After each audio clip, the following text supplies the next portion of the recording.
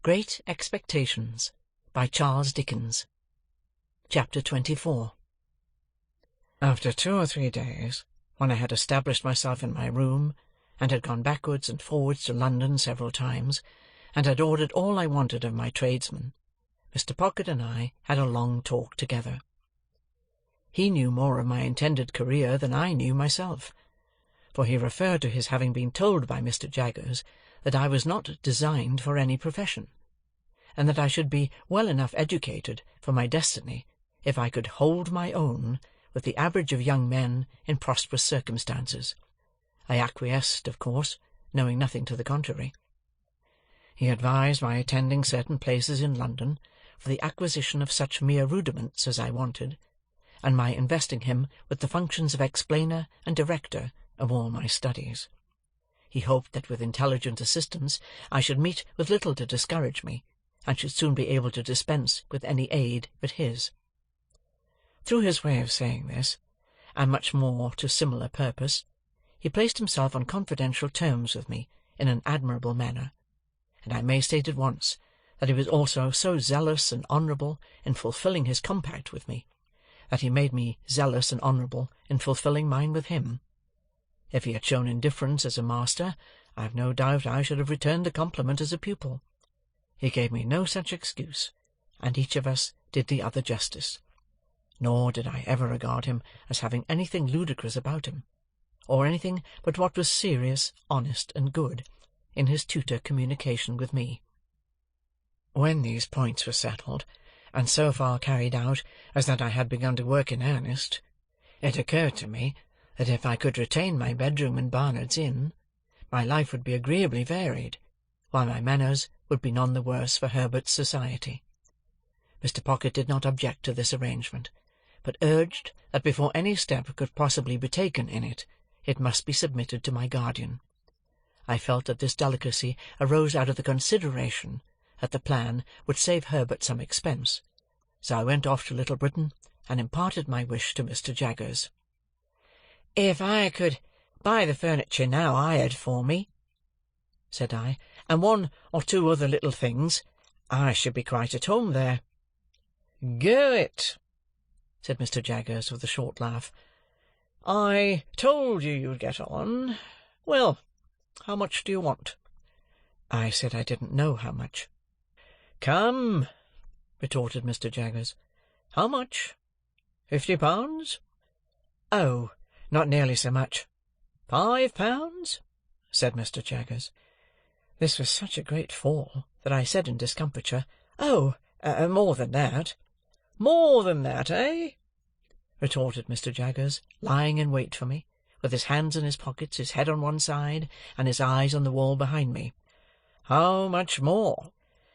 "It is so difficult to fix a sum," said I, hesitating.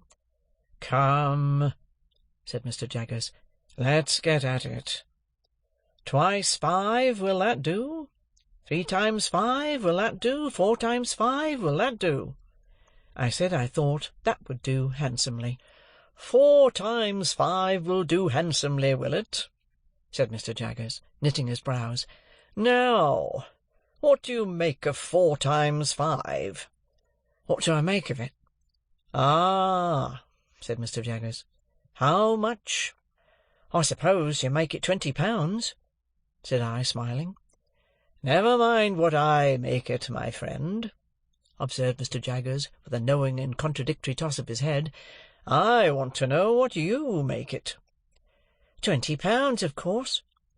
"Wemmick," said Mr. Jaggers, opening his office door, "take Mr. Pip's written order, and pay him £20. This strongly marked way of doing business made a strongly marked impression on me, and that not of an agreeable kind. Mr. Jaggers never laughed, but he wore great bright creaking boots, and in poising himself on these boots, with his large head bent down and his eyebrows joined together, awaiting an answer, he sometimes caused the boots to creak, as if they laughed in a dry and suspicious way. As he happened to go out now, and as Wemmick was brisk and talkative, I said to Wemmick that I hardly knew what to make of Mr. Jaggers' manner. "Tell him that, and he'll take it as a compliment," answered Wemmick. "You don't mean that you should know what to make of it?" "Oh!" for I looked surprised. "It's not personal. It's professional. Only professional." Wemmick was at his desk, lunching, and crunching, on a dry, hard biscuit, pieces of which he threw from time to time into a slit of a mouth, as if he were posting them. "Always seems to me," said Wemmick, "as if he had set a man-trap and was watching it. Suddenly, click! You're caught." Without remarking that man-traps were not among the amenities of life, I said I supposed he was very skilful. "Deep," said Wemmick, "as Australia," pointing with his pen at the office floor, to express that Australia was understood, for the purpose of the figure, to be symmetrically on the opposite spot of the globe. "If there was anything deeper," added Wemmick, bringing his pen to paper, "he'd be it." Then I said I supposed he had a fine business, and Wemmick said, "Capital." Then I asked if there were many clerks, to which he replied, "We don't run much into clerks, because there's only one Jaggers, and people won't have him at second hand. There are only 4 of us. Would you like to see him? You are one of us, as I may say." I accepted the offer. When Mr. Wemmick had put all the biscuit into the post, and had paid me my money from a cash-box in a safe, the key of which safe he kept somewhere down his back, and produced from his coat-collar like an iron pigtail, we went upstairs. The house was dark and shabby, and the greasy shoulders that had left their mark in Mr. Jaggers's room seemed to have been shuffling up and down the staircase for years. In the front first floor, a clerk who looked something between a publican and a rat-catcher, a large, pale, puffed, swollen man, was attentively engaged with 3 or 4 people of shabby appearance, whom he treated as unceremoniously as everybody seemed to be treated who contributed to Mr. Jaggers's coffers. "Getting evidence together," said Mr. Wemmick, as we came out, "for the Bailey." In the room over that, a little flabby terrier of a clerk, with dangling hair, his cropping seemed to have been forgotten when he was a puppy, was similarly engaged with a man with weak eyes, whom Mr. Wemmick presented to me as a smelter who kept his pot always boiling, and who would melt me anything I pleased, and who was in an excessive white perspiration, as if he had been trying his art on himself. In a back room, a high-shouldered man with a face-ache, tied up in a dirty flannel, who was dressed in old black clothes that bore the appearance of having been waxed, was stooping over his work of making fair copies of the notes of the other 2 gentlemen for Mr. Jaggers's own use. This was all the establishment. When we went downstairs again, Wemmick led me into my guardian's room, and said, "This you've seen already." "Pray," said I, as the 2 odious casts with a twitchy leer upon them caught my sight again, "whose likenesses are those?" "These," said Wemmick, getting upon a chair and blowing the dust off the horrible heads before bringing them down, "these are 2 celebrated ones, famous clients of ours that got us a world of credit. This chap—why, you must have come down in the night and been peeping into the inkstand to get this blot upon your eyebrow, you old rascal—murdered his master, and, considering that he wasn't brought up to evidence, didn't plan it badly." "Is it like him?" I asked, recoiling from the brute, as Wemmick spat upon his eyebrow and gave it a rub with his sleeve. "Like him? It's himself, you know. The cast was made in Newgate, directly after he was taken down. You had a particular fancy for me, hadn't you, old Artful?" said Wemmick. He then explained this affectionate apostrophe by touching his brooch representing the lady and the weeping willow at the tomb with the urn upon it, and saying, "Had it made for me, express." "Is the lady anybody?" said I. "No," returned Wemmick, "only his game. You liked your bit of game, didn't you? No, deuced a bit of a lady in the case, Mr. Pip, except one, and she wasn't of this slender lady-like sort, and you wouldn't have caught her looking after this urn, unless there was something to drink in it." Wemmick's attention being thus directed to his brooch, he put down the cast, and polished the brooch with his pocket-handkerchief. "Did that other creature come to the same end?" I asked. "He has the same look." "You're right," said Wemmick. "It's the genuine look, much as if one nostril was caught up with a horsehair and a little fish-hook. Yes, he came to the same end. Quite the natural end here, I assure you. He forged wills. This blade did, if he didn't also put the supposed testators to sleep too. You were a gentlemanly cove, though." Mr. Wemmick was again apostrophising. "And you said you could write Greek. Yah!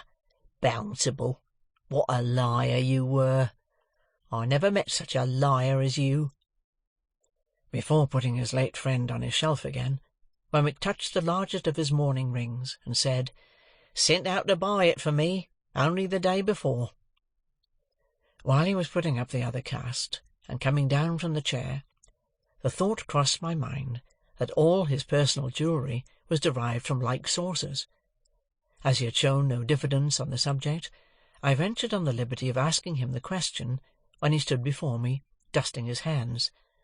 "Oh, yes," he returned. "These are all gifts of that kind. One brings another, you see. That's the way of it. I always take 'em. They're curiosities, and they're property. They may not be worth much, but after all they're property and portable. It don't signify to you with your brilliant look-out, but as to myself, my guiding star always is, get hold of portable property."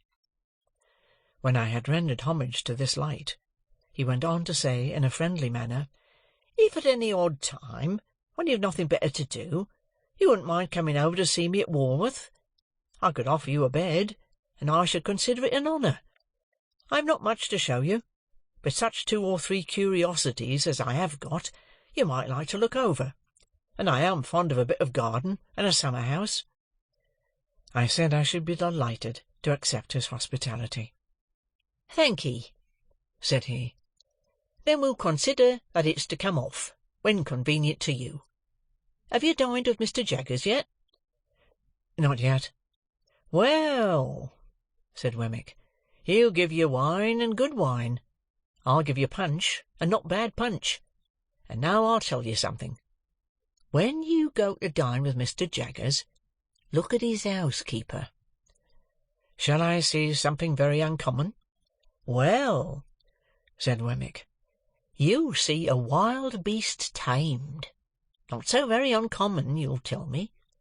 I reply, that depends on the original wildness of the beast, and the amount of taming.